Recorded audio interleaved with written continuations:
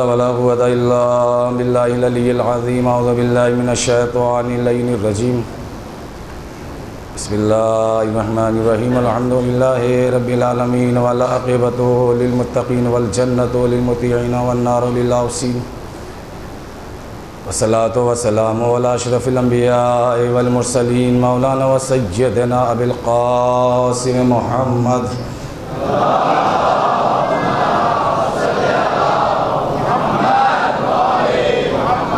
وأهل بيته الطيبين الطاهرين المعصومين المظلومين ولعنة الله على أعدائهم أجمعين وقتلتهم وغاصب حقوقهم ومنكر فضائلهم من يومنا هذا إلى يوم الدين. أما بعد فقد قال الله تبارك وتعالى وقوله الحق. بسم الله الرحمن الرحيم. انما وليكم الله ورسوله والذين آمنوا الذين يقيمون الصلاة ويؤتون الزكاة وهم راكعون. صلوات بھیج دیں.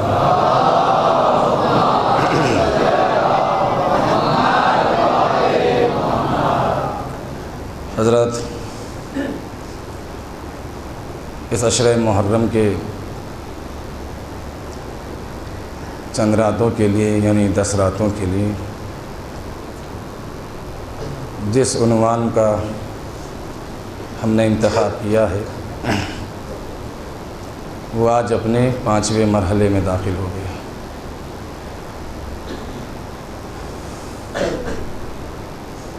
آیت جو میں روزانہ پڑھ رہا ہوں اس کا ترجمہ میں نے شاید ایک بار کیا ہے اور مسلسل ایک بیان ہے کہ جو جاری ہے جو اپنی تکمیلی مرحلوں کی طرف روز بروز بڑھتا جا رہا ہے. وہ موقع بھی آئے گا انشاءاللہ. وہ سب چیزیں ہیں جسے آپ کا انتظار ہے. ہم نے آپ سے وعدہ کیا تھا کہ امامت کے بعد والا منصب جو ہے وہ سب سے بڑی پوسٹ جو ہے اس کا نام کیا ہے تو ہم یہ آپ کو آخری مرحلے میں بتائیں گے تاکہ ایک دل کے اندر وہ رہے کہ کیا ہو سکتا ہے امامت کے بعد والا منصب کیا ہو سکتا ہے. جو زرنگ ہیں اور جو جانتے ہیں نشیب و فراز کے مجلسوں کے خطابت کے وہ شاید گیس کر پائیں کہ وہ کیا ہوگا امامت کے بعد والا منصب. امامت ایک ایسا منصب ہے کہ جو ہر کس و ناکس کو نہیں دیا گیا. امام ہونا کوئی آسان نہیں ہے. مجھے ابھی پہلے ہی منصب پہ گفتگو کرنی ہے اور میں چاہتا تھا کہ ابھی 2 دن میں اور بولوں اس پہلے منصب پر مگر میں یہ کوشش کر رہا ہوں کہ آج ہی میں اس منصب کو جو بحث چل رہی ہے اسے کلوز کر دوں. کل سے پھر میں انشاءاللہ منصب رسالت پر بولوں گا. اس کے بعد پھر منصب امامت ہے. بولنے کو تو میں منصب نبوت ہی پہ عشرے کو ختم کر دوں مگر چونکہ ساری چیزیں اس کے اندر آتی ہیں تو اس وجہ سے ہم تھوڑا تھوڑا بولیں گے. امام کسے کہتے ہیں؟ کیسے کو امام ہونا چاہیے؟ امام وہ ہوتا ہے کہ جو قوم کو بلا پیچ و خم کے جنت تک لے جائے. انتخاب امامت میں کمال احتیاط بہت ضروری ہے. ایسا نہ ہو کہ ہر کسی کو امام بنا لے. میں ایک واقعہ بیان کروں گا اس کے بعد سلسلہ بیان آگے بڑھے گا. کوفے کا بازار ہے. مولائے کائنات گزر رہے ہیں. ایک چاہنے والا اپنے گھر سے بہترین قسم کا حلوہ بنا کے سرے راہ مولائے کائنات کی خدمت میں پیش کرتا ہے. اس سے بھی سبق حاصل کیجیے گا. بہت چھوٹا سا بڑا واقعہ نہیں ہے. اور آنے کے بعد میں وہ مولا سے کہتا کہ مولا یہ بہترین قسم کا حلوہ ہے, عالی شان قسم کا حلوہ ہے, یہ میں نے آپ کے لیے بنوایا ہے. مولا کائنات نے اس کو غور سے دیکھا حلوے کو، اور دیکھنے کے بعد میں کہا کہ علی جانتا ہے کہ تیرا رنگ بہت اچھا ہے۔ امامت سمجھ میں آ رہی ہے یا نہیں؟ کس سے گفتگو کر رہے ہیں امام؟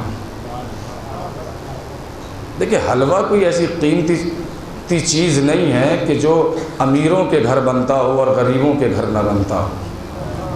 یہ ایسی نعمت ہے کہ جس میں امیر و غریب برابر سے شریک ہیں۔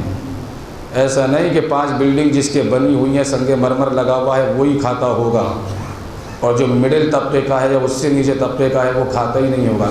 اتنی بڑی کوئی قیمتی چیز نہیں ہے حلوہ، بہت معمولی سی چیز ہے۔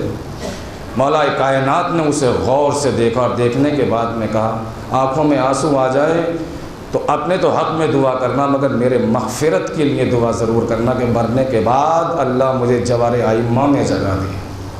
چونکہ میں واقعہ ہی ایسا پڑھ رہا ہوں، شیعوں کی آنکھیں تو لبریز ہو جانی چاہیے اس واقعے کے اوپر، اور پہچانے کہ اللہ نے کیسا امام دیا ہے، کیسا امام ہمیں دیا ہے۔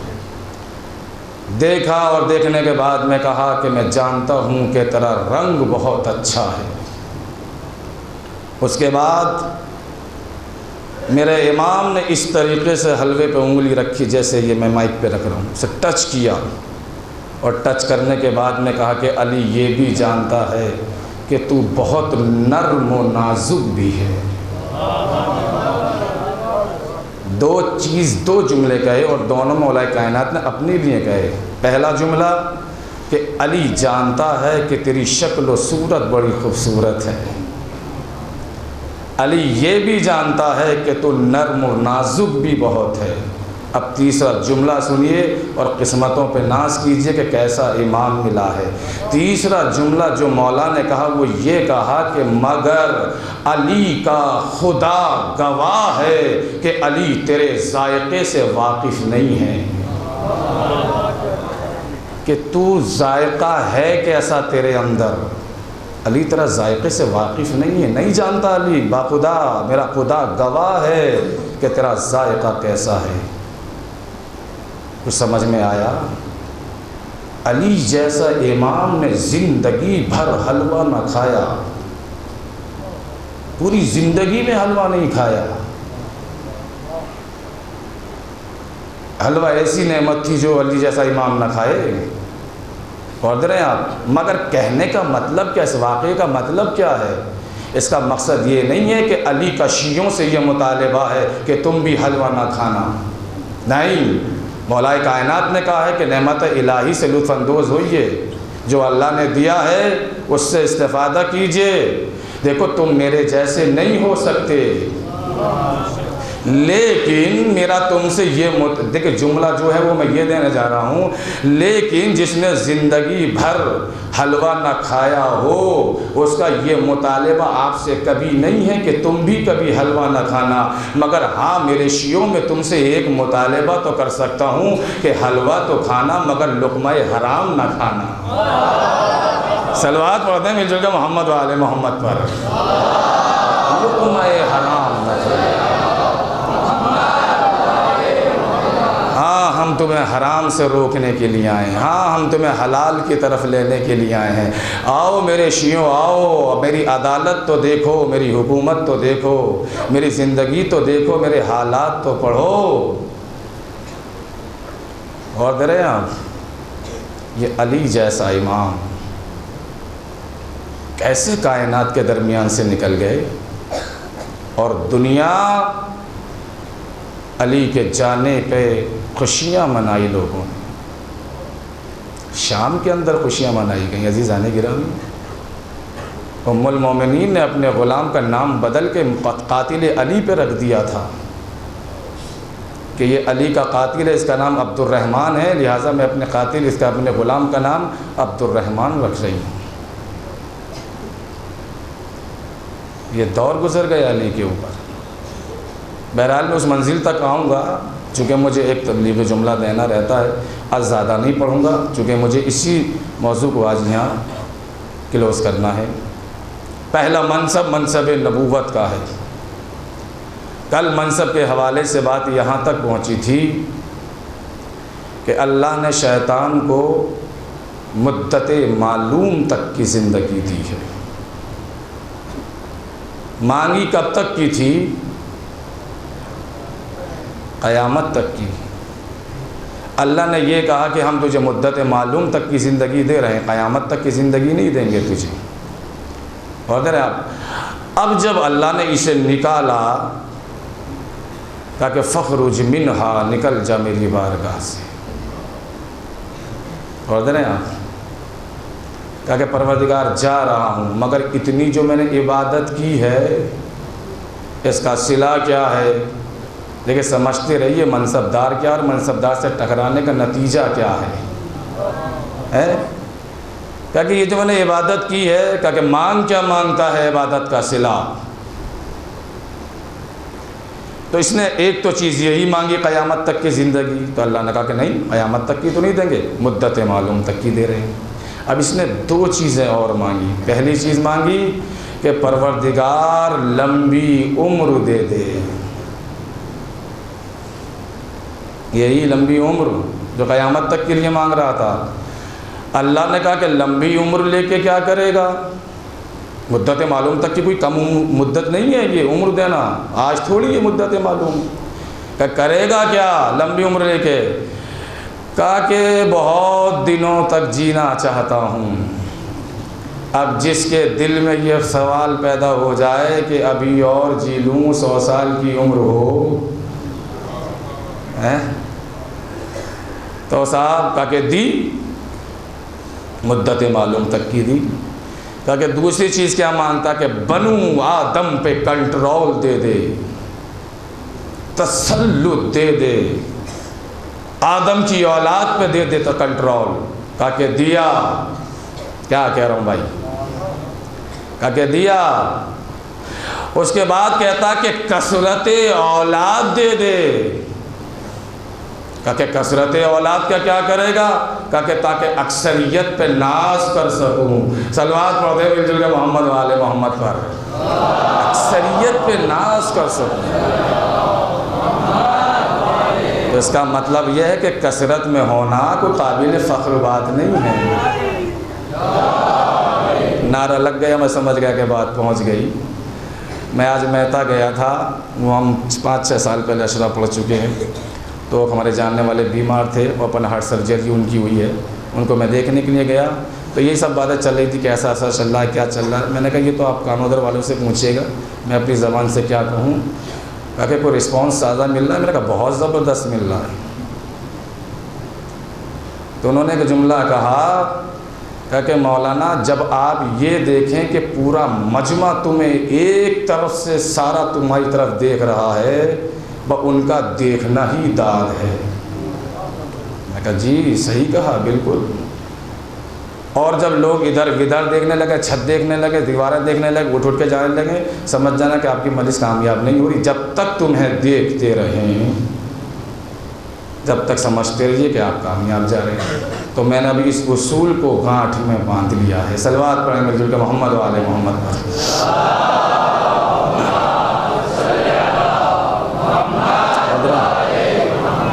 کہا کہ لمبی عمر دے دے، کثرت اولاد دے دے، بنو آدم پر کنٹرول دے دے، تسلط دے دے۔ کہا کہ دیا۔ اور جب یہ چلا تو یہ کہہ کے چلا کہ پروردگار اب میں آدم کی اولاد کو بہکاؤں گا۔ جاگتے رہیے گا۔ کہا کہ کدھر کدھر سے بہکائے گا؟ کہا کہ جہاں جہاں سے ممکن ہوگا بہکاؤں گا، دائیں سے بہکاؤں گا، بائیں سے بہکاؤں گا، آگے سے بہکاؤں گا، پیچھے سے بہکاؤں گا، بنو آدم کو کچل کے رکھ دوں گا۔ میں منزل مصائب میں نہیں ہوں، مگر ایک جملہ دینا چاہتا ہوں، امتحان ہے آپ کی سماعتوں کا، دیکھتا ہوں کہ کیسے یہ جملہ آپ لیتے ہیں۔ یہ بتائیے دشمنی کس سے تھی؟ باپ سے۔ دشمنی ہے باپ سے، انتقام کس سے لے رہا ہے؟ اولاد سے۔ تو جہاں دشمنی باپ سے ہو، انتقام کا جذبہ اولاد سے ہو، اصل شیطنت وہی پائی جاتی ہے۔ صلوات پڑھیں مل جل کے محمد والے محمد پر۔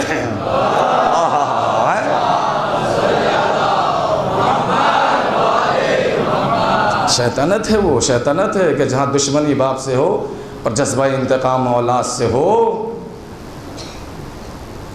مصائب نہیں ہے۔ ابھی جملہ سن لیجئے آپ، جہاں دشمنی باپ سے ہو اور اولاد سے انتقام لیا جائے۔ کربلا کے میدان میں امام نے یہی تو کہا تھا کہ ہم نے دین بدل دیا، شریعت بدل دی، اسلام بدل دیا ہے، تو مجھے قتل کیوں کرنا چاہتے ہو؟ تو پسر سعد نے ایک جملہ کہا تھا نا کہ بغضا لابیک، اے حسین تمہیں تمہارے باپ کے بغض میں قتل کیا جا رہا ہے۔ تو دشمنی باپ سے تھی، انتقام اولاد سے لیا گیا۔ کہا کہ کہاں کہاں سے بہک آئے گا، جلدی جلدی سن لیجئے کہ کہاں کہاں سے بہک آئے گا۔ کہا کہ دائیں سے بہکاؤں گا، بائیں سے بہکاؤں گا، آگے سے بہکاؤں گا، پیچھے سے بہکاؤں گا۔ جیسے اس نے کہا تو اللہ نے کہا کہ یہی میرا سیدھا راستہ ہے، یہی میرا سیدھا راستہ ہے۔ میں کہوں گا پروردگار وہ بہکانے کی بات کر رہا ہے اور تو کہہ رہا ہے کہ یہ میرا سیدھا راستہ ہے۔ کہا کہ اسے کیا پتہ میں نے کتنی سمتیں بنائی ہیں۔ اس نے 4 سمتوں کا اعلان کیا ہے، دائیں بائیں آگے پیچھے، مگر یہ 2 سمت بھول گیا، ایک اوپر والی اور ایک نیچے والی۔ میں نے 6 سمتیں بنائی ہیں، مگر یہ کہہ رہا ہے کہ میں چاروں طرف سے بہکاؤں گا۔ میں نے اسی لیے کہا کہ یہی تو میرا سیدھا راستہ ہے۔ جب یہ شیطان اپنے چاروں طرف سے حملے کرے گا اور اگر میرا بندہ اس کے جال میں پھنس بھی گیا تو 2 سمتیں تو پھر بھی خالی رکھی ہیں۔ اگر میرا بندہ گناہ کرنے کے باوجود بھی اگر زمین میں سجدے میں سر رکھ دے گا تو معاف کر دوں گا، دعاؤں کے لیے ہاتھ اٹھائے گا تو معاف کر دوں گا۔ صلوات پڑھنے مل جو کہ محمد والے محمد پر معاف کر دوں گا۔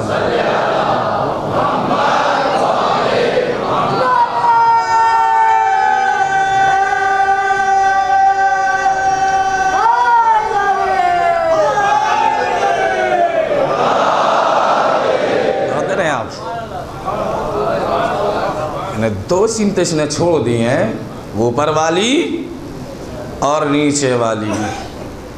اچھا لوگ بڑی آسانی سے کہتے ہیں ارے کیا کریں صاحب، ہم تو چاہتے ہیں کہ دیندار بن جائیں، مذہبی بن جائیں، جو مولانا کہتے ہیں سب پہ عمل کرنے لگیں، مگر کیا کریں، اللہ نے شیطان کو جو پیدا کر دیا وہ کم وقت ہمیں جینے ہی نہیں دیتا۔ ایک بات بولوں، اللہ نے شیطان کو پیدا نہیں کیا ہے، اللہ خالق شیطان نہیں ہے، اللہ نے عزازیل کو پیدا کیا تھا۔ بات سمجھ میں آ رہی ہے؟ اس کا اصل نام ہے عزازیل۔ اسم کی 2 قسمیں ہیں، اسم ذات اور اسم صفات۔ عزازیل ہے اسم ذات، شیطان اور شیطنت ہے اسم صفات۔ شیطان کوئی نام نہیں ہے، شیطان ایک کیریکٹر کا نام ہے۔ کوئی بات کہیے بھائی، شیطان ایک کیریکٹر کا نام ہے، ایک صفت کا نام ہے، اس کا نام عزازیل ہے۔ اللہ نے شیطان کو پیدا نہیں کیا ہے۔ جو آپ یہ کہتے ہیں کہ اللہ نے شیطان کو پیدا نہ کیا ہوتا تو ہم گناہ نہ کرتے، اللہ نے شیطان کو پیدا کیا ہی کب ہے؟ اس نے تو عزازیل کو پیدا کیا ہے۔ جب تک یہ بزم ملکوتی میں رہا اور چپ رہا تو بھرم بنا رہا ہے، اور جیسے ہی یہ بولا فوراً راز کھل کے سامنے آ گیا، نہیں آ گیا۔ جیسے ہی صفت شیطنت کا اس نے اظہار کیا، یعنی آدم کے سجدے سے اس نے انکار کیا، فوراً اس کی صفت شیطنت ہے۔ تو توجہ دیجیے گا، اچھا شیطان نام نہیں ہے، ایک کیریکٹر کا نام ہے، ایک صفت کا نام ہے۔ جب چاہے، جہاں چاہے، جس پہ چاہے طاری ہو جاتی ہے۔ کیریکٹر ہے نا، تو یہ تو کسی پہ بھی آ سکتا ہے صاحب۔ اب میں مثال دوں اس کی، تھوڑا سا قریب ہو کے سنیے گا۔ شیطان اگر یہی شیطان ہے تو اسی کو شیطان کہنا چاہیے، بس پھر کسی اور کو شیطان نہیں کہنا چاہیے۔ کیا کہہ رہا ہوں بھائی، پھر کسی اور کو نہیں کہنا چاہیے۔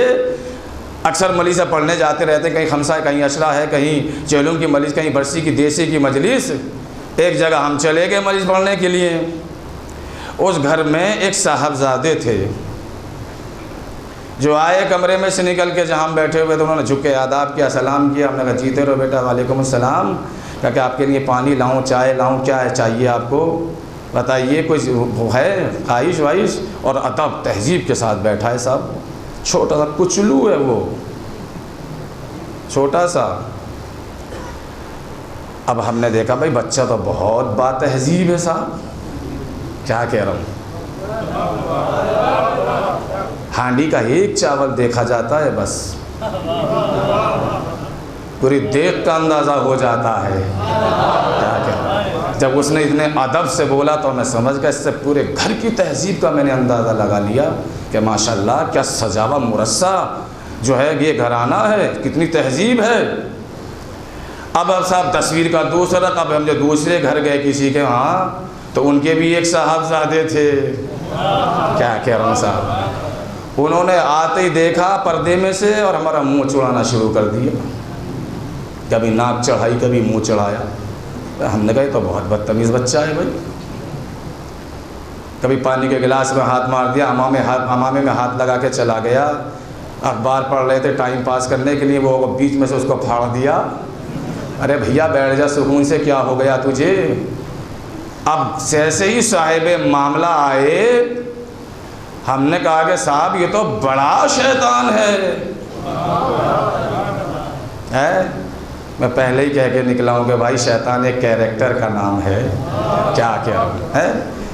کہا کہ مولانا کیسی بات ہے، کیا ہو گیا؟ ارے میں نے کہا بھائی جب سے میں ناطقہ بند کر دیا اس نے، میرے بیٹھنا بھاری کر دیا، کبھی یہ کرتا ہے کبھی وہ کرتا ہے، کبھی یہ توڑتا ہے کبھی وہ اچھالتا ہے۔ کہا کہ مولانا بس 5 منٹ میں پریشان ہو گئے، ہم سے پوچھ ہم تو 5 سال سے جھیل رہے ہیں اسے، کیا کہہ رہا ہوں بھائی، ہے ہم تو اسے 5 سال سے جھیل رہے ہیں۔ کہا کیا کریں مولانا، بڑا شیطان ہے، بڑا شیطان ہے۔ 5 سال کا بچہ چھوٹی چھوٹی سی شرارت کرنے پر بڑا شیطان ہو گیا۔ آپ میرے ساتھ ہے ہی نہیں، بڑا شیطان ہو گیا۔ اب دنیا یہی سے اندازہ لگائے کہ جب 5 برس کا بچہ چھوٹی چھوٹی شرارت کرنے پر اتنا بڑا شیطان ہو گیا، اب اگر 65 برس کا بوڑھا کسی کے دروازے میں آگ لگا دے تو کتنا بڑا شیطان ہوگا۔ صلوات پڑھتے مل جل کے محمد والے محمد پر۔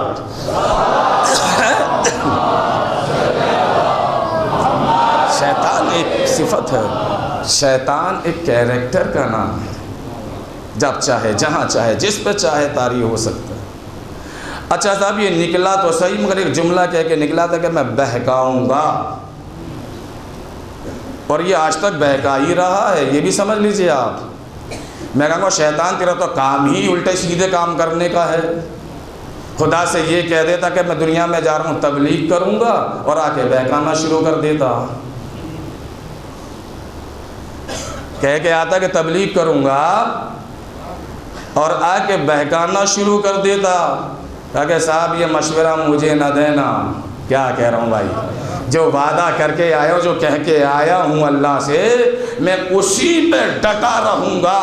کہا کہ کیوں صاحب؟ کہا کہ وہ اس لیے کہ میں آدم کا سجدہ نہ کر کے کافر تو بن گیا، مگر تبلیغ کے نام پہ لوگوں کو بہکا کے منافق نہیں بننا چاہتا۔ صلوات پڑھتے مل جل کے محمد والے محمد پر، منافق نہیں بننا چاہتا۔ ایک حیدری صلوات پڑھتے مل جل کے محمد والے محمد پر۔ بات آ رہی ہے ابھی؟ دیکھ رہے ہیں منصبدار سے ٹکرانے کا نتیجہ۔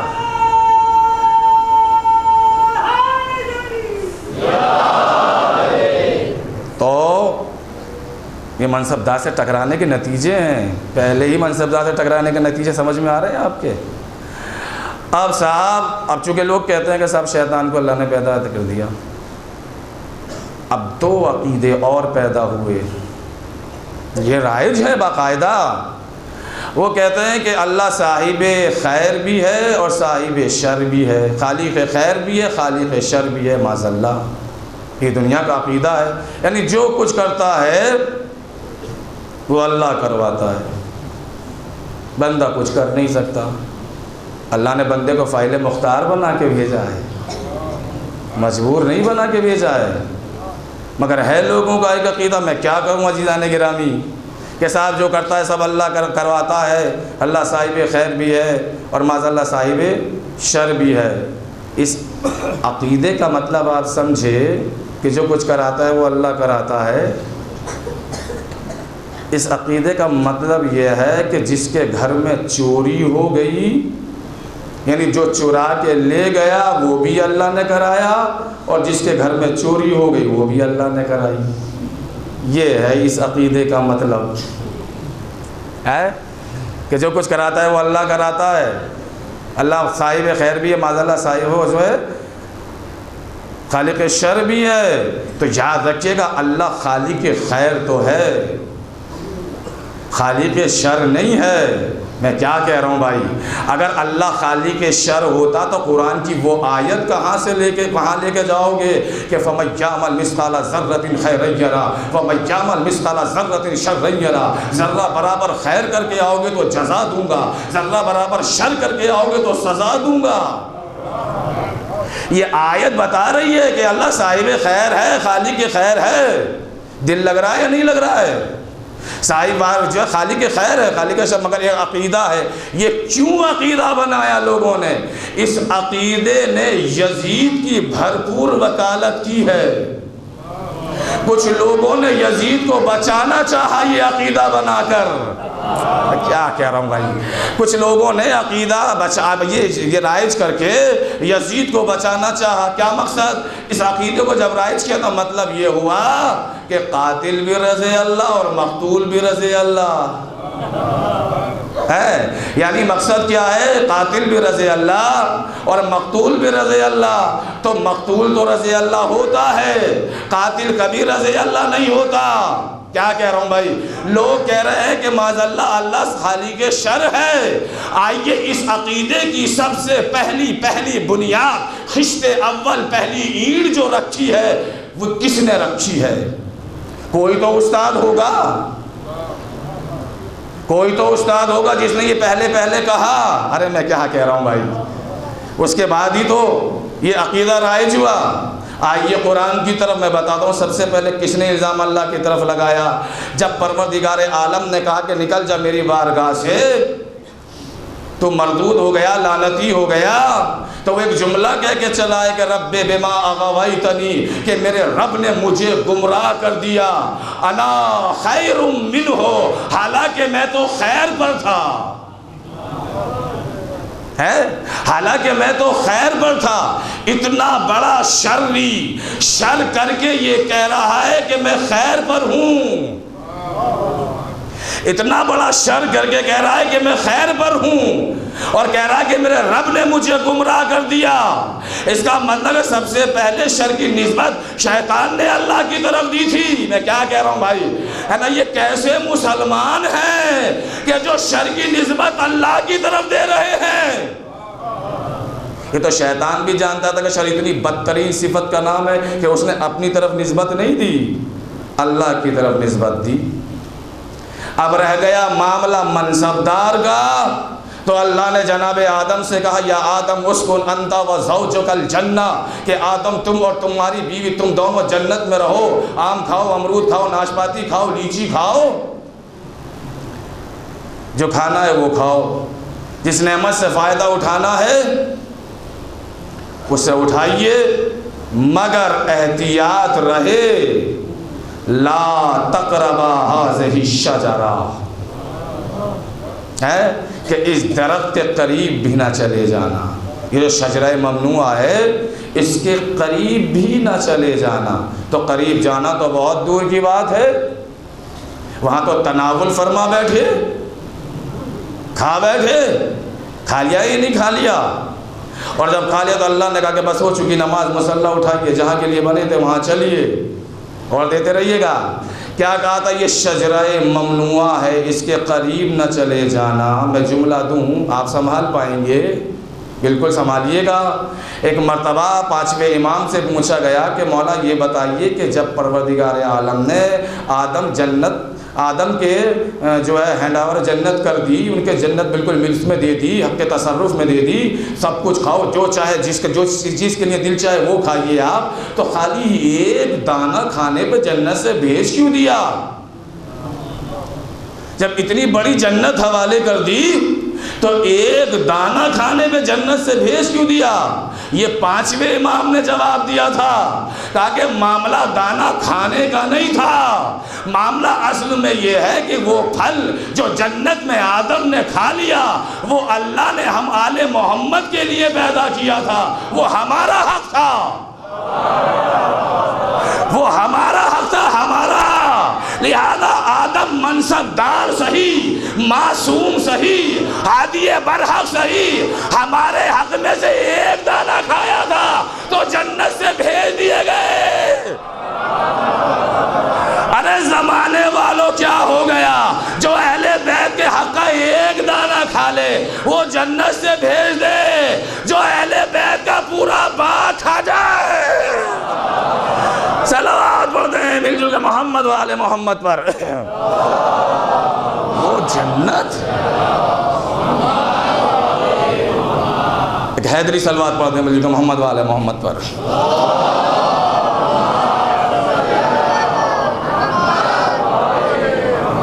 ایک اور پڑھتے ہیں صلوات۔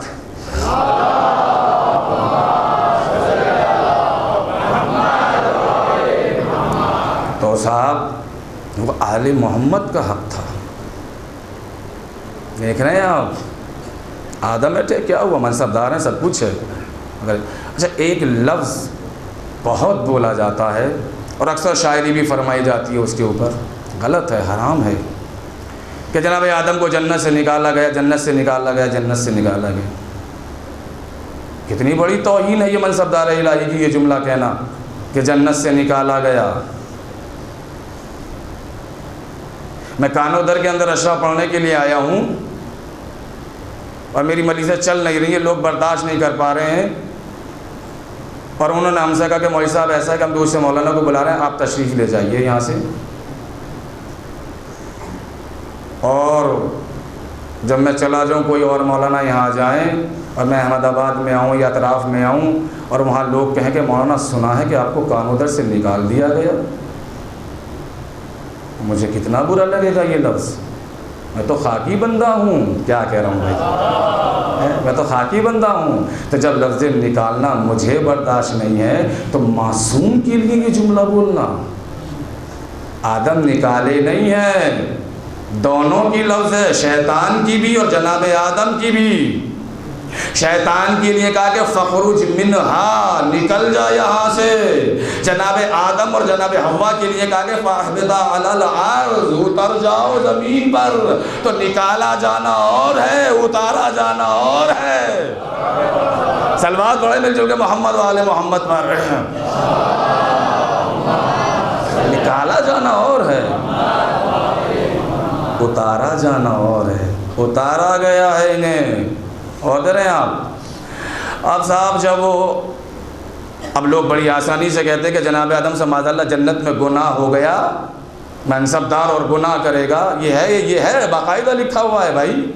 لوگ بڑے فخریہ بیان کرتے ہیں اس چیز کو کہ صاحب ان سے گناہ ہو گیا، معاذ اللہ معاذ اللہ، گناہ ہو گیا۔ گناہ ضد عصمت ہے، عصمت ضد گناہ ہے، جہاں عصمت ہوگی وہاں گناہ نہیں ہو سکتا، بڑی باریک بحث ہے بھائی۔ اور جہاں گناہ ہوگا وہاں عصمت نہیں آ سکتی۔ یہ ایک دوسرے کے جو ہے یہ ضدیں ہیں۔ یہ بتائیے جناب آدم جنت سے آ گئے اور دنیا سے چلے بھی گئے، آج انہیں نبی مانتے ہیں یا نہیں مانتے ہیں؟ ہر منصبدار معصوم ہوتا ہے۔ میں کہاں سے لفظ لے کے آؤں؟ منصب کے لیے ضروری ہے کہ پہلے معصوم ہو، تب منصب دیا جائے گا۔ ہر منصب محتاج عصمت ہے، جب تک عصمت نہیں ہوگی کوئی منصب نہیں دیا جائے گا، نہ رسالت کا، نہ نبوت کا، نہ امامت کا۔ شرط ہے کہ پہلے معصوم ہو، تو ہر منصب محتاج عصمت ہے۔ تو یہ بتائیے آج سن 2018 میں اور قیامت تک جناب آدم کو نبی مانیں گے یا نہیں مانیں گے؟ مانیں گے۔ تو نبی ماننے کا مطلب یہ ہے کہ منصب باقی ہے، منصب باقی ہے تو اس کا مطلب یہ ہے کہ عصمت باقی ہے، اور اگر عصمت باقی ہے تو اس کا مطلب ہے گناہ نہیں ہوا۔ میں نے بات کہہ دی بھائی، گناہ نہیں ہوا تو پھر ہوا کیا؟ ان سے اصل میں ہوا ہے ترک اولا۔ بہت سنا ہے آپ نے ترک اولا، آج مجھ سے سنیے ترک اولا کہتے کسے ہیں؟ ترک اولا ہو گیا صاحب، ترک اولا ہو گیا صاحب، یہی ہے نا کہ ترک اولا ہو گیا۔ چھوٹے بھائیوں کے لیے پڑھ رہا ہوں چونکہ ان کے ذہن میں یہ باتیں پڑی رہ جائیں کہ ترک اولا ہے کیا۔ بہتر کے ترک کو ترک اولا کہا جاتا ہے۔ بہتر کے چھوڑنے کو، ترک یعنی چھوڑنا، بہتر کے ترک کو ترک اولا کہا جاتا ہے۔ حکم کی دو قسمیں ہیں، حکم مولوی اور حکم ارشادی۔ حکم مولوی نہیں، مولوی یہ اللہ کا حکم ہے۔ حکم مولوی کی مخالفت کا نام ہے گناہ، اور حکم ارشادی کی مخالفت کا نام ہے ترک اولا۔ بات سمجھ رہے ہیں آپ سب؟ ماشاءاللہ۔ نماز حکم مولوی ہے، روزہ حکم مولوی ہے، زکوٰۃ خمس حکم مولوی ہے، جہاد حکم مولوی ہے۔ نماز پڑھنا واجب ہے، ترک نماز حرام ہے، گناہ ہے۔ روزہ رکھنا واجب ہے، ترک روزہ حرام ہے۔ کیا کہہ رہا ہوں بھائی؟ ہے نا؟ خمس واجب ہے، ترک خمس حرام ہے۔ زکوٰۃ واجب ہے، ترک زکوٰۃ حرام ہے۔ یہ حکم مولوی ہے۔ حکم ارشادی کی مخالفت کا نام ہے ترک اولا۔ اب میں اسے چھوٹی سی مثال سے سمجھاؤں کہ کیا ہے ترک اولا۔ کیا کہہ رہا ہوں بھائی؟ ہم اشرا پڑھ رہے ہیں، صبح میں بھی پڑھ رہے ہیں، رات میں بھی پڑھ رہے ہیں، آواز گرفتہ ہو گئی، بالکل نہیں نکل رہی ہے، کثرت ہوتی ہے مریضوں کی، 1 گھنٹہ بولنا پڑتا ہے، انرجی ویسٹ ہوتی ہے، سب کچھ ہوتا ہے۔ اب صاحب چونکہ اشرا اچھا چل رہا تھا، آپ نے کہا کہ تو مولانا کی آواز بالکل بیٹھ گئی، یہ تو معاملہ خراب ہو جائے گا۔ بانیہ نے جنہوں نے ہمیں بلایا اس کمیٹی نے، انہوں نے کہا چلو صاحب ڈاکٹر کے پاس لے کے چلو، ادھر رہیے گا۔ اب جو ڈاکٹر کے لے کے ہمیں گئے تو انہوں نے کہا کہ بھائی دیکھیں ہماری مولوی صاحب کی آواز نکل نہیں رہی ہے، لوڈ زیادہ پڑ گیا ہے، تو اس وجہ سے کوئی نسخہ دوائی لکھ دیجئے۔ کیا کہہ رہا ہوں؟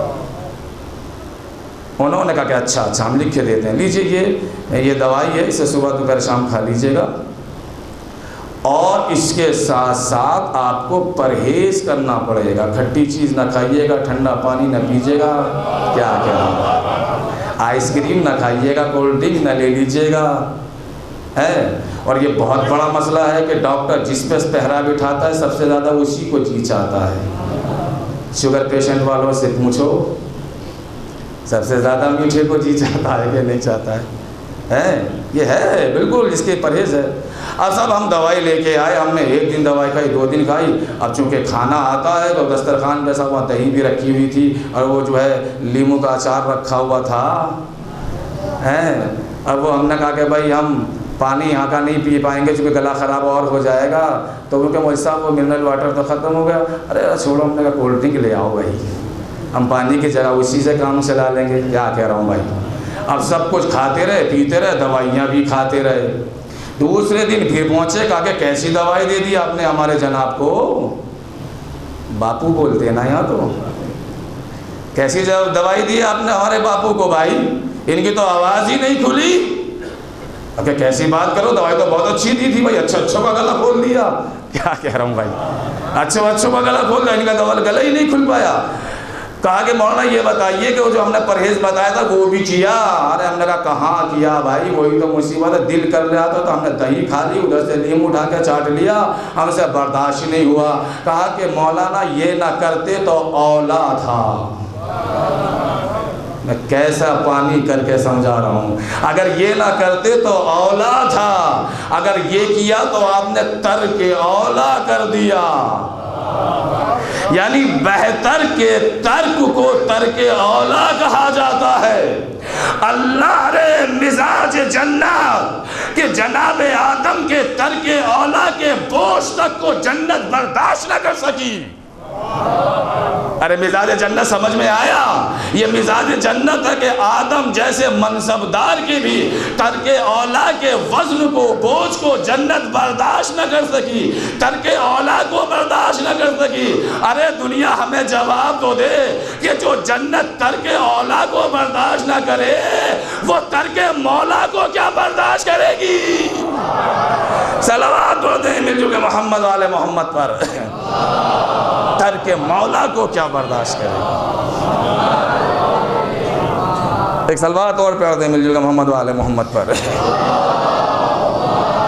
منصبدار اب صاحب، اب بات سمجھ میں آ گئی آپ کے؟ کہ اچھا ٹھیک ہے، کھا لیا پھل آپ نے، تو ایسا کیجئے کہ آپ چلیے اب جہاں کے لیے بنایا ہے۔ جب چلنے لگے پھر ایک آواز آئی کہ آدم جا رہے ہو؟ کہ ہاں پروردگار تیرا حکم ہے تو میں جا رہا ہوں۔ کہا کہ یہ لباس جنت تو اتار کے جاؤ۔ ہے معبود کہ کیا ہو رہا ہے؟ ابھی تک پوری جنت دے رکھی تھی، اور جب یہ جنت سے جانے لگے تو لباس جنت اتار کے جاؤ، کہ دنیا میں جا رہے ہیں، حیا آئے گی، شرم آئے گی، کہ سناٹا بٹا سناٹا ہے دنیا، وہاں کوئی نہیں ہے ابھی۔ 17 عورتیں درختوں کی کیا نام ہے چھالوں سے کرنا یا پتوں سے کرنا، بات کو سمجھ لیجیے گا۔ 17 عورتیں 70 عورتیں نہیں۔ مسئلہ یہی ہوتا ہے کہ سمجھایا کچھ جاتا ہے، سمجھ کچھ لیا جاتا ہے۔ کبھی کبھی ایسے ہی ہوتا ہے کہ جب ذہن ادھر ادھر رہتا ہے تو سمجھایا کچھ جاتا ہے، سمجھ کچھ جاتے ہیں۔ کیسے کچھ سمجھایا جاتا ہے اور کیسے سمجھ جاتے ہیں، میں تھوڑا سا ایک بات کروں میں 1-2 منٹ کے لیے۔ ایک انگریز تھا، اس نے دیکھا کہ اس کے دوست بہت شراب پیتے ہیں، ڈٹ کے پیتے ہیں۔ اسے بڑی فکر ہوئی کہ ان کا لیور ڈیمیج ہو جائے گا، یہ ختم ہو جائیں گے، یہ مر جائیں گے، یہ کہاں چلے جا رہے ہیں، کون سے راستے پہ چلے گئے۔ وہ تھوڑا پڑھا لکھا تھا، اس نے کہا کہ میں ان کو سمجھاؤں کوئی چیز۔ اب جب وہ ان کے درمیان میں بیٹھا، وہ تو بیٹھے ہوئے تھے کہ میں تمہیں کوئی چیز سمجھانے کے لیے آیا ہوں تاکہ تم سمجھ جاؤ تو یہ حرکت چھوڑ دو۔ اس نے ایک گلاس میں دودھ لیا اور ایک گلاس میں شراب لی، دونوں کو رکھ دیا سامنے دوستوں نے، اور وہ چیز لے کے آیا کہ جو لوہے کے کانٹے پہ لگا کے دریا میں ڈال کے جس سے مچھلی پکڑتے ہیں، کیا بولتے ہیں اسے گجراتی میں؟ کانٹا نہیں، کانٹے پہ جو لگاتا ہے وہ، ہاں وہ سمجھ گئے نا، میں یہ چاہتا ہوں بس۔ اس نے وہ لیا اور لینے کے بعد میں پہلے اس نے دودھ میں ڈالا، دودھ میں ڈالنے کے بعد جب اسے نکال کے وہیں ڈالا جہاں گلاس رکھا ہوا تھا، وہ چلنے لگا۔ کہا کہ دیکھ رہے ہو؟ کہا کہ ہاں دیکھ رہے ہیں۔ اس نے پھر اس کو اٹھا کے شراب کی گلاس میں ڈال دیا۔ اب جب نکال کے ڈالا تو وہ ایک قدم بھی نہ چلا، وہ تو پٹ ہو گیا، مر گیا بیچارہ۔ کہا کہ میں یہ تمہیں سمجھانا چاہ رہا تھا، سمجھ گئے؟ کہا کہ ہاں سمجھ گئے۔ کہا کہ مجھے اب بتاؤ کہ تم سمجھے کیا؟ کہا کہ یہی سمجھے کہ شراب پینے سے پیٹ کے کیڑے سارے مر جاتے ہیں۔ ایک صلوات بھیج دیں محمد والے محمد پر۔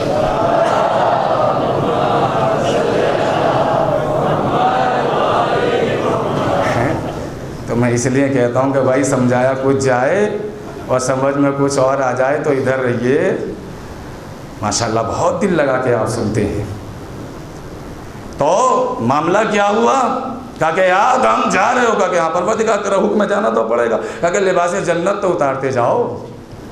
کہا کہ پروردگار سب کچھ دے رکھا تھا۔ کہا کہ نہیں، کہا کہ یہ ہمارا اصول ہے کہ لباس جنت جنت سے باہر نہیں جائے گا۔ میں نے کوئی بات کہہ دی بھائی، لن تجد لسنت اللہ تبدیلا، کہ اللہ کی سنت اور اللہ کے قانون بدلنے والا نہیں ہے، جو ہے وہ اٹل ہے۔ جنت کی چیزیں جنت ہی میں رہیں گی، جنت سے باہر نہیں جائیں گی۔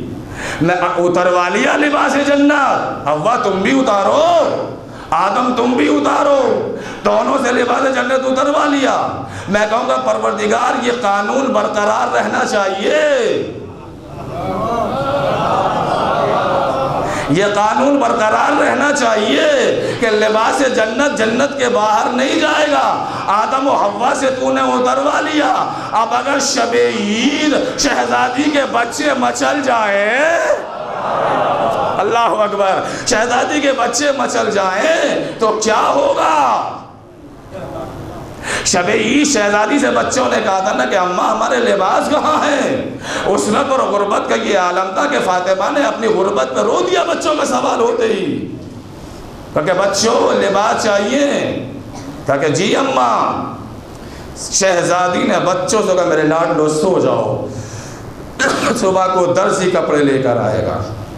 بچوں کو حجرے میں سلا دیا شہزادی نے، مصلی بچھایا، ہاتھوں کو بلند کیا. پروردگار تو نے مجھے صدیقہ کہا ہے، میرے وعدے کی آبرو رکھ لے، ہے کہ نہیں؟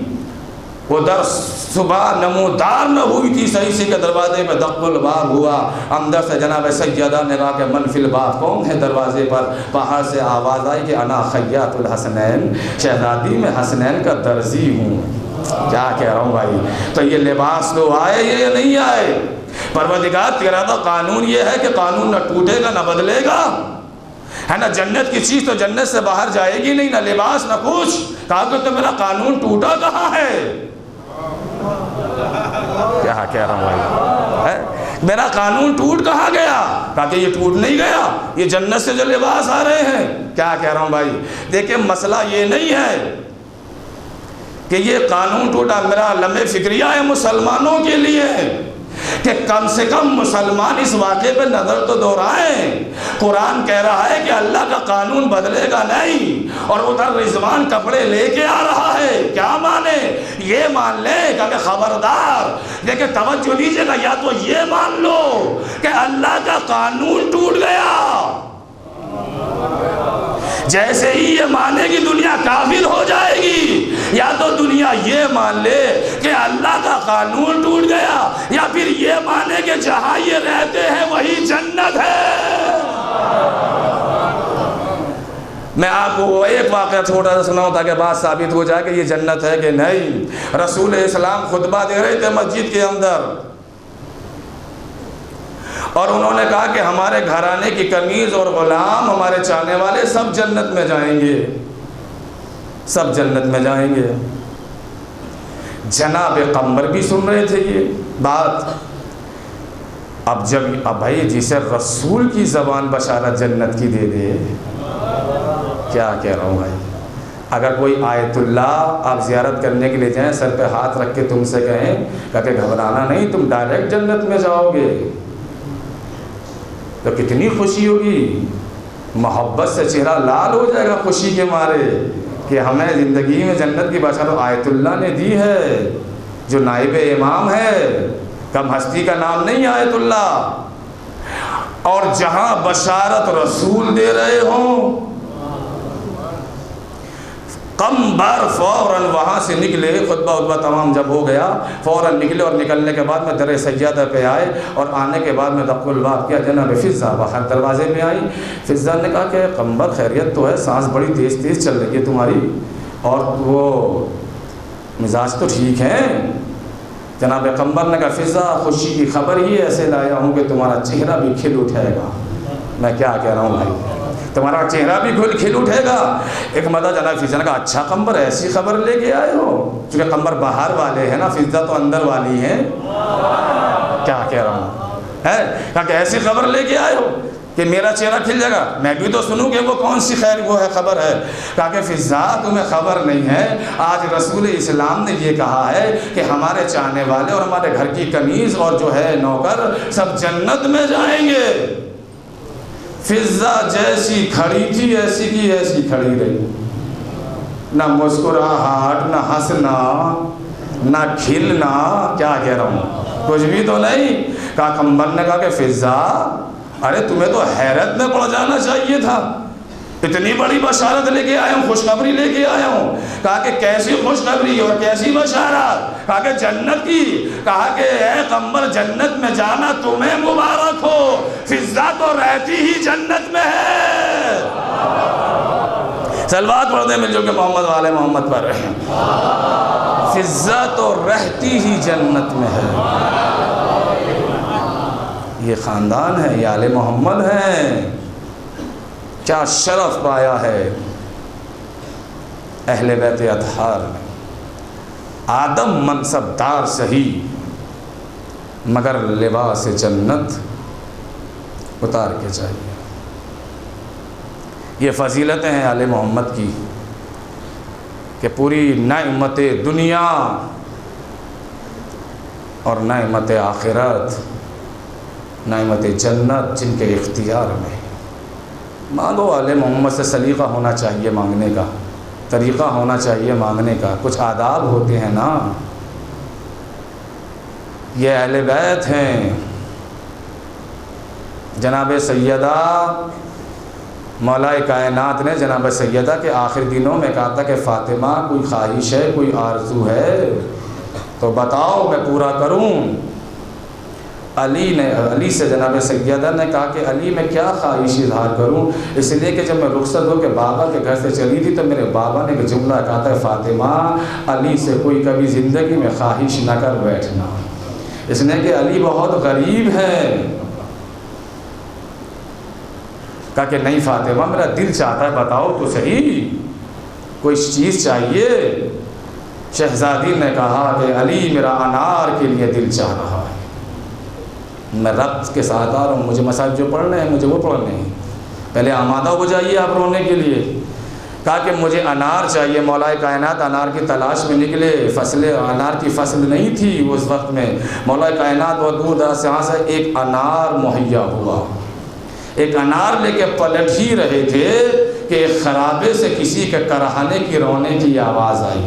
ہم جیسا کوئی ہوتا تو پلٹ کے بھی نہ دیکھتا۔ ایک مرتبہ مولا کائنات اس خرابے میں گئے اور جانے کے بعد میں دیکھا کہ کوئی ہے کہ بھوک اور پیاس سے تڑپ رہا ہے۔ ایک مرتبہ مولا نے سر کو زانوں پہ رکھا، کہا کہ بھائی خیریت تو ہے، کس وجہ سے قرار تڑپ رہے ہو؟ کہا کہ بھائی کیا بتاؤں، 3 دن ہو گئے کہ مجھے فاقے پہ فاقہ ہے، میرے پیٹ میں ایک لقمہ بھی نہیں گیا ہے۔ ایک مرتبہ اس نے علی کے ہاتھ میں انار دیکھا، کہا کہ بھائی اگر ہو سکے تو اس میں سے آدھا انار مجھے دے دو۔ علی نے آدھا انار اس کو دیا، اور جب وہ کھا چکا تاکہ کہا کوئی فائدہ کوئی فاقہ ہوا، کہا کہ بھائی اگر یہ آدھا انار اور مل جاتا، یہ امتحان دیکھ رہے ہیں آپ، یہ آدھا انار اور مل جائے تو شاید مجھے سکون مل جائے۔ امام نے وہ بھی انار دے دیا، اسے کھلا کے اسے بٹھا کے اب جو گھر کی طرف آئے تو علی آگے کی طرف قدم ڈال رہے تھے، پیچھے کی طرف احساس سے ہٹ رہے تھے کہ میں فاطمہ کو کیا جواب دوں گا۔ زندگی کی پہلی اور آخری خواہش تھی فاطمہ کی کہ جسے علی پورا نہ کر سکا۔ اسی احساس میں علی ڈوبے ہوئے قدم بڑھاتے ہوئے در سیدہ پہ پہنچے۔ ایک مرتبہ کیا دیکھا کہ فاطمہ کے سرہانے انار کا تشت بھرا ہوا ہے۔ کہا کہ فاطمہ خوشی ہے کہ مرتبہ مولا کائنات نے کہا کہ فاطمہ یہ کہاں سے آئے؟ کہا کہ علی یہ مرد عرب آیا تھا جس نے یہ کہا ہے کہ یہ علی نے انار بھیجے ہیں۔ اللہ اکبر، کیا چیز نہیں ہے آل محمد کے اختیار میں، کیا چیز نہیں ہے آل محمد کے اختیار میں۔ فاطمہ وہ بدن دریدہ اور زخم خوردہ خاتون کا نام ہے کہ جسے نہ زندگی میں سکون ملا نہ مرنے کے بعد سکون ملا۔ روحانی اذیتیں فاطمہ کو اتنی پہنچائی گئیں، جسمانی بھی اور روحانی بھی۔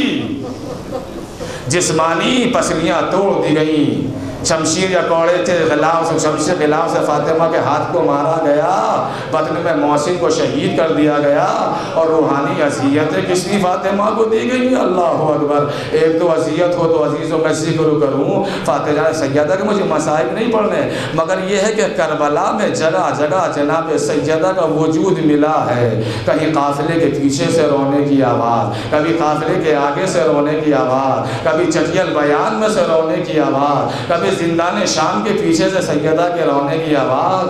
پر باب مقاتل نے لکھا ہے، میں انشاءاللہ شب عاشور میں روایت پڑھوں گا۔ روایت کے جملے یہ ہیں کہ غریب زہرا جب 2 محرم کو وارد کربلا ہوئے اور خیمے لگائے گئے، وہ سب واقعہ آپ کی نظروں کے اندر ہے، بس مجھے منزل پہ آنا ہے۔ روایت کے جملے یہ ہیں کہ جب قافلے پہ لشکر آنا شروع ہوا، کبھی سنان کا لشکر، کبھی خولی کا لشکر، کبھی شمر بن ذی الجوشن کا لشکر، جب لشکر پہ لشکر جمع ہو گئے، پسر سعد کا لشکر، اور تاریخ کربلا یہ لکھتی ہے کہ اتنا لشکر کربلا کے میدان میں جمع ہو گیا اور اتنے نیزے کربلا میں بلند تھے کہ اس طرف کی ہوا کا گزر اس طرف ناممکن ہو گیا، ہوائیں بند ہو گئیں، اس طرف کی ہوا اس طرف نہیں آ سکتی تھی، اتنے نیزوں کی انیاں کربلا کے میدان میں بلند تھی۔ زینب کا دل بیٹھنے لگا، جیسے کوئی لشکر آتا تھا، کہتی تھی فضہ ذرا پوچھ کے تو کس کا لشکر آیا ہے، کہا کہ شہزادی خوری کا لشکر آیا ہے۔ پھر کوئی لشکر آیا، زینب کا پھر دل بیٹھا، کہا کہ فضہ ذرا پوچھ کے تو کس کا لشکر آیا ہے، کہا کہ شہزادی سنان کا لشکر آیا ہے۔ اللہ اکبر، لشکر پہ لشکر جب جمع ہوتے رہے، علی کی بیٹی نے جب یہ منظر دیکھا تو بھائی کو قریب بلایا اور بلانے کے بعد نے کہا بھیا کیا اتنی بڑی دنیا میں کوئی تمہارا چاہنے والا بھی ہے؟ اللہ اکبر، اللہ اکبر، خدا ان آوازوں پہ رحمت نازل کرے کہ اے میرے ماجائے کیا اتنی بڑی کائنات میں کوئی تمہارا چاہنے والا بھی ہے؟ میں دیکھ رہی ہوں صبح سے صبح لشکر پہ لشکر آ رہے ہیں، بھیا کبھی کسی کا لشکر آ رہا ہے، کبھی کسی کا لشکر آ رہا ہے۔ کہا کہ ہاں بہن میرے بھی دوست ہیں، میرے بھی چاہنے والے، کہا کہ بھیا خط لکھ دو اگر ہو سکے تو۔ امام حسین نے کربلا کے میدان میں چند خط لکھے ہیں، ایک خط جناب مسیب کو لکھا، ایک خط جناب مسلم ابن اوسجا کو لکھا، اور ایک خط حبیب ابن مظاہر کو لکھا۔ دیکھیں جس وہ حالات اتنے خطرناک تھے کہ کرفیو نافذ تھا، حکم نہیں تھا کہ شیعان علی دو آدمی ایک جگہ کھڑے ہو کے بات کر لیں، سر راہ نظر بند تھے شیعان علی، بات نہیں کرنے دے سکتے تھے۔ روایتیں بتاتی ہیں کہ امام نے کربلا کے میدان میں خط لکھا، اور لکھنے کے بعد لکھا، سب کچھ لکھا، اور لکھنے کے بعد فقط والسلام جو لکھا تو جناب سید زینب نے کہا کہ بھیا خط لکھ چکے؟ کہا کہ ہاں میری ناجائی میں خط لکھ چکا۔ کہا کہ بھیا اگر مناسب ہو تو مجھے بھی سنا دو کہ آپ نے خط میں کیا کیا لکھ دیا۔ ایک مرتبہ امام نے خط پڑھنا شروع کیا، کہا کہ حبیب سیدہ کا لال نرغہ آدم میں گر چکا ہے، تمہارے محمد کے نواسے پہ پانی بند ہونے والا ہے، حبیب دیکھو میں تمہارے فاطمہ زہرا کا لال ہوں، حبیب تم تو میرے بچپن کے ساتھیوں میں سے ہو، تمہارا مولا یک و تنہا ہے، حبیب میری مدد کے لیے آؤ۔ جب خط تمام ہو گیا، رونے والوں جتنا رو سکتے ہو جملے پہ روئیے گا، جب خط تمام ہو گیا تو زینب نے کہا کہ بھیا کیا خط تمام ہو گیا؟ کہا کہ ہاں بہن بس خط میں اتنا ہی لکھا ہے۔ کہا کہ بھیا اگر ہو سکے تو ایک جملے کا اضافہ میری طرف سے کر دو۔ کہا کہ بہن تم حبیب کو کیا لکھوانا چاہتی ہو؟ کہا کہ لکھ دو کہ حبیب علی کی بیٹی نے کہا ہے کہ آنے میں دیر نہ کرنا، اگر دیر ہو گئی تو میرا ماجایا مارا جائے گا۔ اللہ اکبر،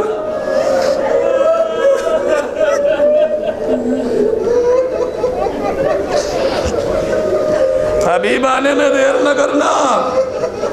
قاصد خط لے کے کوفے پہنچا، کیا حالات ہیں کوفے کے، نظر بند ہے شیعان علی۔ روایت کے جملے یہ ہیں کہ اس وقت دسترخوان پہ حبیب اپنی بیوی کے ساتھ کھانا کھانے کے لیے بیٹھے ہی تھے، ایک لقمہ توڑا ہی تھا کہ دروازے پہ دق الباب ہوا۔ حبیب نے اندر سے کہا کون ہے دروازے پر؟ کہا کہ میں حسین کا نام آور ہوں۔ حسین کا نام سنا، حبیب دسترخوان سے کھڑے ہو گئے۔ سن سکیں گے آپ؟ حبیب دسترخوان سے کھڑے ہو گئے اور دروازہ کھولا، خط لیا، آنکھوں سے لگایا، منہ سے بوسہ دیا، میرے مولا نے مجھے خط لکھا ہے۔ ایک مرتبہ خط جو چاہ کیا تو حبیب کے وجود میں انقلاب آنے لگا، ارے یہ کیسا خط آیا ہے، کیا ہو گیا میرے مولا کو؟ آنکھوں سے آنسو جاری ہونے لگے۔ ایک مرتبہ بیوی نے سوال کر لیا، کہا کہ حبیب کس کا خط آیا ہے؟ کہا کہ وہ زہرا کے لال کا خط آیا ہے، حسین کا خط آیا ہے۔ کہا کہ خیریت تو ہے، حسین کا کس لیے خط آیا ہے؟ کہا کہ حسین نے مدد مانگی ہے، درگاہ آدم میں گر چکے ہیں، حسین کے ساتھ چھوٹے چھوٹے بچے ہیں، ارے عورتوں کا ساتھ ہے، گرمی کا زمانہ۔ کہا کہ پھر حبیب تم نے کیا سوچا؟ کہا کہ مجھے تیرے رنڈاپے کا خیال آتا ہے، ارے بات تیرا کیا ہوگا؟ حبیب کی بیوی نے سر سے چادر کو پھینک دیا، کہا کہ حبیب آئے ہو تجھ پر، ارے زہرا کا لال مدد کے لیے بلائے اور تجھے میرے لنڈاپے کا خیال۔ ایک مرتبہ حبیب نے چادر کو اٹھایا، بیوی کے سر پہ ڈال دیا، کہا کہ یہ تو میں تیری محبت کا امتحان لے رہا تھا، ارے ایسے کیسے ہو سکتا ہے کہ میرا مولا مجھے بلائے اور میں حسین کی مدد کے لیے نہ جاؤں۔ رونے والوں، حبیب نے اپنے غلام کو بلایا، کہا کہ جاؤ صحرا میں جنگل میں فلاں مقام پہ میرا گھوڑا لے جاؤ اور میں تھوڑی دیر میں آتا ہوں، کیونکہ حالات بڑے خراب تھے۔ ایک مرتبہ حبیب جیسے ہی گھر سے نکلے، اس بازار کوفہ سے گزر ہوا تو حبیب کی نگاہوں نے دیکھا کہ مسلم ابن اوسجہ کسی دکان سے اپنی داڑھی کی خضاب کرنے کے لیے مہندی خرید رہے تھے۔ چونکہ رک کے بات کرنے کی تو اجازت نہ تھی، حبیب نے اپنے قدموں کو آہستہ کیا اور برابر سے یہ کہتے نکل گئے، مسلم زہرا کہ لال کا خط آیا ہے، حسین درگاہ آدم میں گر چکے ہیں، ہے نا۔ اور حدیث رسول یہ ہے کہ جب حق کی مدد کرنے کے لیے جاؤ تو کسی کو ساتھ میں لے لو، کہا کہ میں کربلا جا رہا ہوں۔ مسلم نے دبی زبان میں کہا کہ حبیب خط مجھے بھی مل چکا ہے، تم کربلا پہنچو، پیچھے پیچھے میں بھی آ رہا ہوں۔ روایتوں کے جملے یہ ہیں کہ حبیب کو پہنچنے میں تھوڑی دیر ہو گئی تو جانور نے، گھوڑے نے ٹاپوں کو بدلنا شروع کر دیا۔ غلام نے کہا کہ اے اسب وفادار، ارے گھبرانے کی کوئی بات نہیں ہے، اگر میرا آقا نہ آیا تو میں تجھ پہ سوار ہو کے حسین کی مدد کے لیے جاؤں گا۔ ہائے آل محمد، ارے جانوروں کو اتنا احترام، اللہ اللہ۔ ایک مرتبہ حبیب پہنچے، آخری جملے بحثت کر رہا، تمام کر رہا ہوں۔ حبیب پہنچے، ایک بار جملہ ملتا ہے کہ حبیب نے اپنے غلام کو راہ خدا میں آزاد کیا، اور ایک روایت یہ بھی ملتی ہے کہ اس نے کہا کہ مولا جب جنت کی باری آئی تو مجھے چھوڑ کے جا رہے ہو؟ حبیب نے کہا کہ تم بھی ساتھ آ جاؤ۔ بہرحال دونوں روایتیں ہیں، مگر یہ کہ حبیب گھوڑے پہ سوار ہوئے، برق کی رفتار سے بجلی کی طرح ایک مرتبہ کربلا کا رخ کیا۔ حسین انتظار میں بیٹھے ہوئے تھے، میرا مولا انتظار میں بیٹھا ہوا تھا۔ جیسے ہی خیمے کے دروازے پہ امام بیٹھے ہوئے تھے، کوفے کی طرف سے ایک گرد کا پردہ اٹھا۔ اب جو گرد کا پردہ بیٹھا، جیسے ہی پردہ چاک ہوا تو حبیب کا چاند سا چہرہ نظر آیا۔ حسین فرد محبت میں کرسی سے کھڑے ہو گئے، آواز دی، ابا علی اکبر، ارے میرا دوست آ گیا، استقبال کرو، علی اکبر چچا حبیب آئے ہیں۔ حسین نے آگے بڑھ کے استقبال کیا، حبیب کو کلیجے سے لگا لیا، تاکہ حبیب تمہارا شکریہ کہ تم نے عالم غربت میں میرا ساتھ دیا۔ فضہ نے جب منظر دیکھا تو خیمے کے اندر گئی شہزادی، حبیب آ گیا، حبیب آ گیا۔ زینب نے حبیب کا نام سنا، کہا کہ فضہ ذرا حبیب کو بلا کے تو لے گیا، کہنا کہ علی کی بیٹی نے یاد فرمایا ہے۔ ایک مرتبہ خیمے کے پردے کے باہر حبیب تھے، خیمے کے پردے کے پیچھے میری شہزادی تھی۔ ایک جملہ کا، حبیب تجھ پہ زینب کا سلام۔ ارے حبیب نے چہرہ پیٹ لیا، ہائے سیدانیوں پہ یہ وقت آ گیا کہ وہ غلام کو سلام کہلا رہی ہے۔ اِنَّا لِلَّهِ وَإِنَّا إِلَيْهِ رَاجِعُونَ۔ رضاً بقضائه وتسلیما لأمره۔ قبول کیجئے